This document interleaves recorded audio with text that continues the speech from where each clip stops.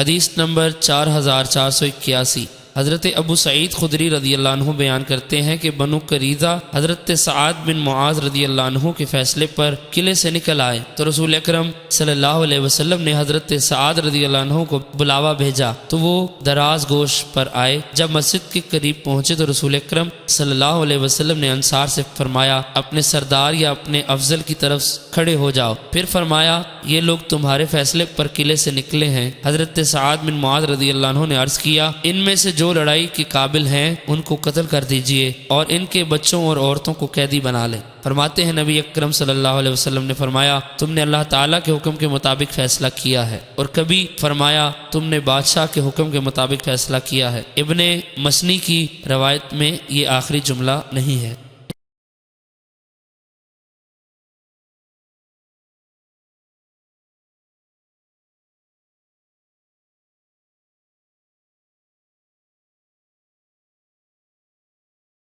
حدیث نمبر 4482، امام مسلم نے اس حدیث کو ایک سند کے ساتھ بھی ذکر کیا ہے۔ اس میں ہے کہ رسول اکرم صلی اللہ علیہ وسلم نے فرمایا تم نے اللہ تعالیٰ کے حکم کے مطابق فیصلہ کیا ہے، اور کبھی فرمایا بادشاہ کے حکم کے مطابق فیصلہ کیا ہے۔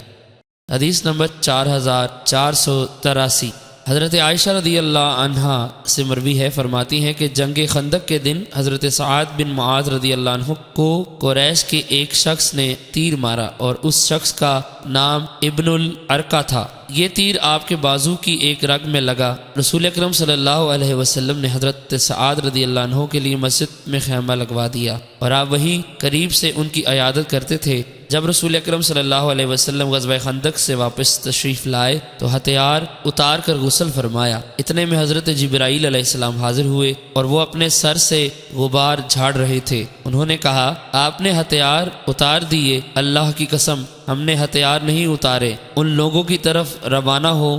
رسول اکرم صلی اللہ علیہ وسلم نے پوچھا کہاں؟ انہوں نے بنو قریظہ کی طرف اشارہ کیا۔ چنانچہ رسول اکرم صلی اللہ علیہ وسلم نے ان سے جنگ کی اور وہ آپ کے فیصلے پر قلعے سے نکل آئے۔